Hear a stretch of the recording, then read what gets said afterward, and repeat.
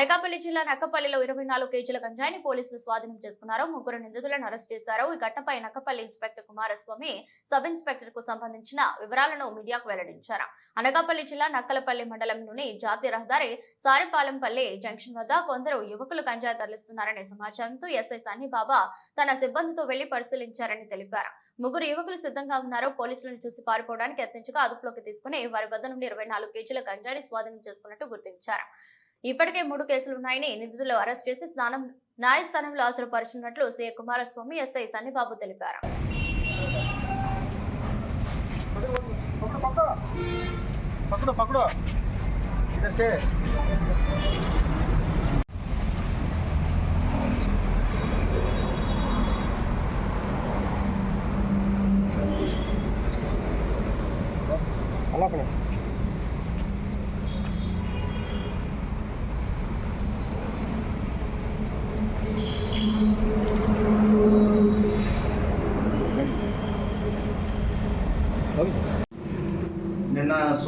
నిన్న మధ్యాహ్నం సుమారు 2 గంటల సమయంలో మా ఎస్ఐ గారికి గంజాయి ట్రాన్స్పోర్టేషన్ చేస్తున్నారని సమాచారం వచ్చింది. దాని మీద ఎస్ఐ గారు తన సిబ్బందితో సారిపల్లిపాలెం జంక్షన్ దగ్గర వెయిట్ చేస్తుండగా ఒక ముగ్గురు వ్యక్తులు ఎస్ఐ గారిని చూసి పారిపోవడం జరుగుతుంది. వాళ్ళని క్యాచ్ చేసి పట్టుకోవడం జరిగింది.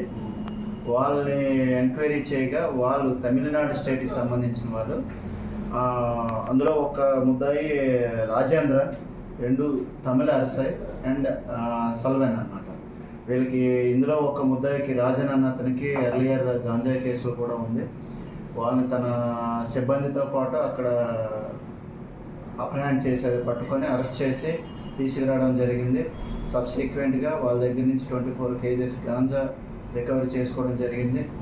వాళ్ళ పోలీస్ స్టేషన్ తీసుకొచ్చి కేసు రిజిస్టర్ చేశారు.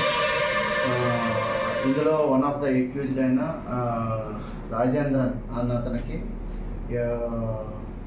వాళ్ళ స్టేట్లో ఒక 3 కేసులు NDPS కేసులు ఆల్రెడీ 2021లో ఇన్వాల్వ్ అయ్యింది. ఫర్దర్ లింక్స్ ఎక్కడి నుంచి వచ్చింది, ఇక్కడ ఏంటని చెప్పి మేము ఎంక్వైరీ చేయడం జరుగుతుంది. ఎంక్వైరీలో ఇంకెవరైనా లీడ్స్ ఉంటే వాళ్ళు తప్పకుండా అరెస్ట్ చేసి రిమాండ్కి పంపిస్తాం. ఇది ఎక్కడి నుంచి ఎక్కడికి ట్రాన్స్ఫర్ అవుతుంది? ఇది ఏజెన్సీ అంటే మనకి ఒరిస్సా బోర్డర్లో అనమాట, సీలేరు ఒరిస్సా బోర్డర్లో. అక్కడి నుంచి ఈరోడ్, ఈ తమిళనాడు స్టేట్ ఈరోడ్కి ట్రాన్స్పోర్టేషన్ జరుగుతుంది చేస్తున్నాం.